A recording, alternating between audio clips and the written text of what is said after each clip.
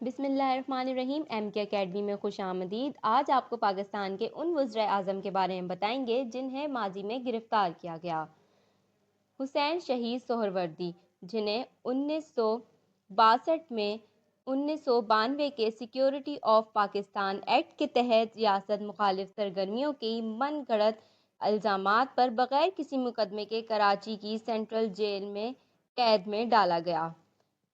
ذوالفقار علی بھٹو، جنہیں 1977 میں سیاسی حریف کے قتل کی منصوبہ بندی کے الزام میں گرفتار کیا گیا۔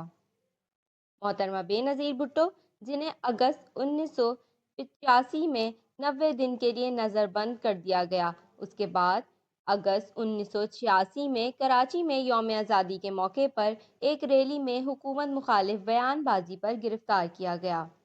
جنوری 1998 میں پبلک اکاؤنٹس کمیٹی نے وارنٹ گرفتاری جاری کر دیے۔ جولائی 1998 میں احتساب بینچ نے ناقابل ضمانت وارنٹ گرفتاری جاری کر دیے۔ پھر اگست 1999 میں سوئس کمپنی سے رشوت لینے کے الزام میں احتساب بینچ نے 5 سال کی سزا سنائی اور عوامی عہدہ رکھنے کے لیے نااہل قرار دے دیا۔ پھر اکتوبر 1999 میں احتساب بینچ نے اثاثہ جات ریفرنس کیس میں عدالت میں پیش نہ ہونے کی وجہ سے دوبارہ ناقابل ضمانت وارنٹ جاری کر دیے۔ گرفتاری کے وارنٹ جاری کر دیے۔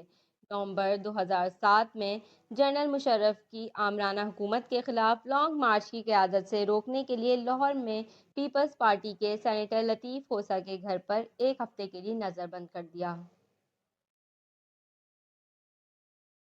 نواز شریف، اکتوبر 1999 میں طیارہ ہائی جیکنگ کیس میں گرفتار کر لیے گئے اور فوجی عدالت نے انہیں عمر قید کی سزا سنائی۔ ستمبر 2007 میں گرفتار کر کے سعودیہ عرب کے شہر جدہ بھیج دیا گیا تاکہ وہ اپنی 10 سالہ جلا وطنی کے باقی 3 سال مکمل کر سکیں۔ پھر جولائی 2018 میں قومی احتساب بیورو نیب نے صاحبزادی مریم نواز کے ساتھ کرپشن کے الزام میں گرفتار کر کے 10 سال قید کی سزا سنائی۔ دسمبر 2018 میں سعودیہ عرب میں اپنے خاندان کی ایک اسٹیل مل کی ملکیت کے معاملے میں 7 سال کی سزا دیے جانے کے بعد دوبارہ جیل بھیج دیا گیا۔ شاہد خاقان عباسی، جنہیں جولائی 2019 میں نیب کی ایک 12 رکنی ٹیم نے 2013 میں بطور وزیر پیٹرولیم اور قدرتی وسائل LNG کی درآمد کے اربوں روپے مالیت کے ٹھیکے میں مبینہ بدعنوانی کے الزام میں گرفتار کیا گیا۔ شہباز شریف، جنہیں ستمبر 2020 میں لاہور ہائی کورٹ سے منی لانڈرنگ کیس میں ضمانت مسترد ہونے پر 28 ستمبر کو حراست میں لیا گیا۔ عمران خان کو مارچ 2023 میں توشہ خانہ کیس میں مبینہ طور پر جج کو دھمکیاں دینے کے الزام میں پیش نہ ہونے پر 2 مختلف وارنٹ جاری کیے گئے۔